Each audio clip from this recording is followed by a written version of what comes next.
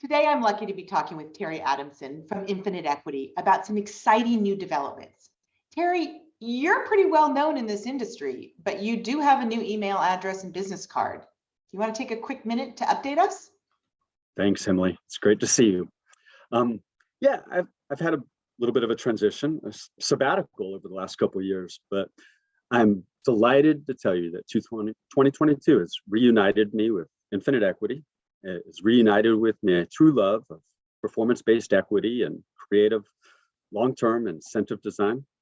I joined here at Infinite Equity and feels just like home. And I immediately dug in and got into a project that I've honestly been researching over my sabbatical over the last year.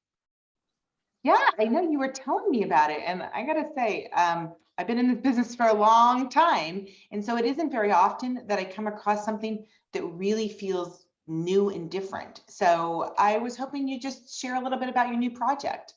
Yeah. Well, I'm a math geek, and one of the numbers that I've been thinking about, it's been troubling me, is historical volatility. And as you know, volatility is an important input into an option pricing model, the Black-Scholes model. But the practice of calculating volatility is most people use an historical closing price. And what's keeping me up at night is that the closing price includes expectations for future news after the market close, which tends to skew the closing price to an extreme rather than what was available during the day. So does that mean that companies would be better to use open price? No, I probably wouldn't do that. Opening price is still a spot price, and it's heavily swayed by momentum. But don't despair. There is a better answer. VWAP, the volume weighted average price. And it's actually a much pure representation of the transactions that occurred in an efficient market. Yes, the old VWAP, a clever acronym, but without the catchy tunes of the doo-wop songs, right? Well, I'm not singing yet, but I'm betting companies might sing the praises of VWAP when they realize that it could reduce a Black-Scholes value, for example, by 12%. In fairness, I don't like to lead with the fact that generally VWAP creates a lower volatility because it isn't always the case.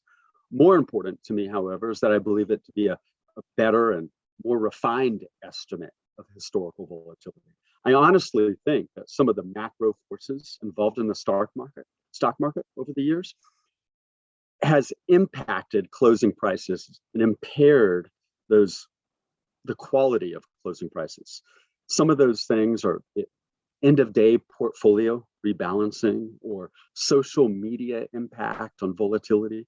So anyway, I think these advances, along with advances in computing power, easier access to financial data, the calculation of VWAP has become so much more efficient.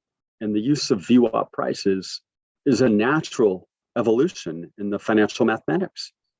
So realistically, I think this could ultimately advance option valuations, be more appropriately priced under ASC 718, and maybe it could lead to more companies starting to use stock options again, which I believe is one of the truest pay-for-performance vehicles in the marketplace.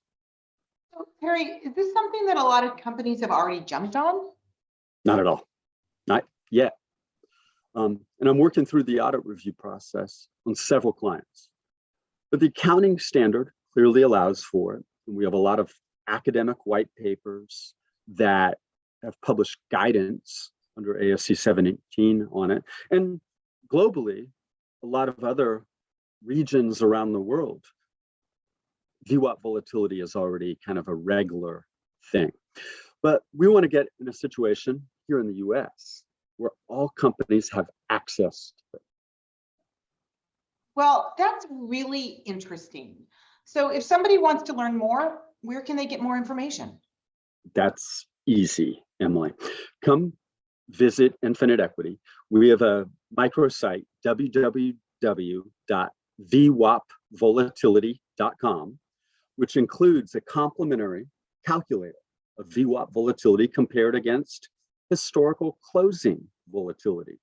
Take that for a test run, and maybe then I'll sing some catchy songs. Well, I look forward to that. So thank you, Terry, for sharing this really interesting idea. And I really look forward to watching this develop. Thanks. Thank you.